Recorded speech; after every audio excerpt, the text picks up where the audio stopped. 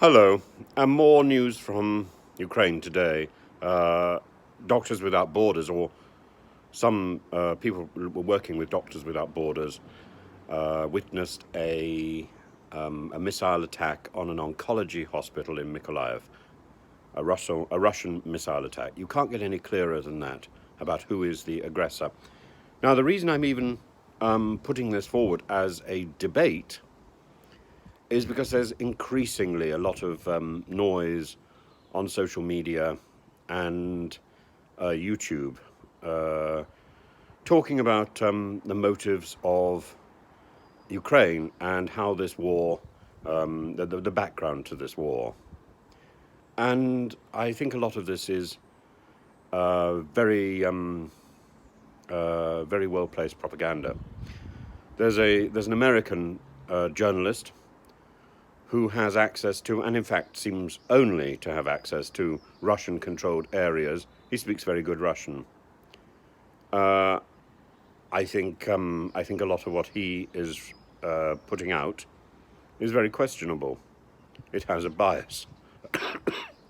It can, of course, be said that I have a bias as well. Indeed, I do. Indeed, I do.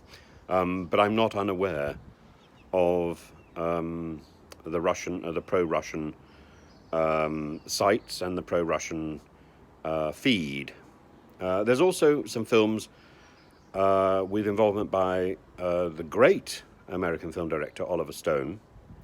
I think they also are slightly misplaced in this particular case. Of course, there is a background to Ukrainian nationalism, which is very dark and very scurrilous, and certainly involves fascism.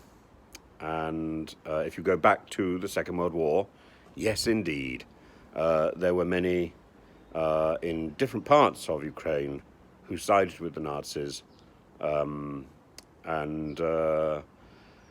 who were anti-Semitic. But I don't think it's possible to judge the present administration of Ukraine in the same way. It's not possible to look at Mr. Zelensky and accuse him of fascism in any way, or I think of collusion. He's his own man. And Mr. Zelensky is quite outspoken in what he expects, and frustrated that he's not been given quite what he wants. And I think that should command our attention.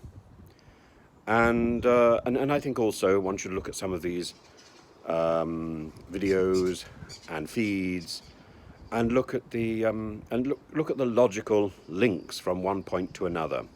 Some of them extraordinarily tenuous.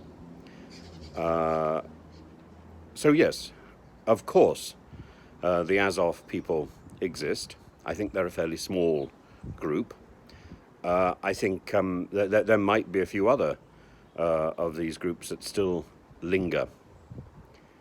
But the main idea of this resistance is resistance to an oppressive invasion, and a pernicious invasion that has left dead on the streets. I think that is demonstrable.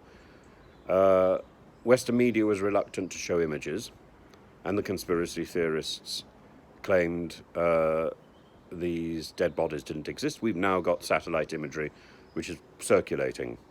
I don't intend to. I don't intend to show it.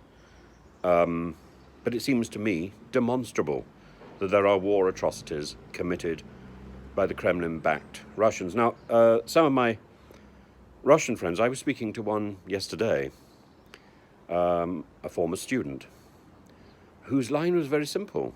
He couldn't, although he has a Ukrainian background as well, he couldn't understand why Mr. Zelensky didn't just roll over. Why did he have to resist, was his line. Well, he had to resist because an oppressor had walked into his country and was killing his people. It's very simple. And the idea that America has orchestrated this event, I think, is pooey. The idea that this is a fascist conspiracy is pooey. And it's so simple when you start looking at the atrocities which are being committed. This is a country which is under an oppressive attack. This is a country whose people, whose civilians, are being slaughtered by mindless thugs. This is a country that is simply turning round and saying no to the bully, and rightly so. And we should be supporting them, and the conspiracy theorists, and those people who want a balanced view. I think they need to go back into their holes. There is no balanced view when it's a case of right versus wrong. This is a moral issue. This isn't about conspiracy theorists, and this isn't about raking up a history from the Second World War.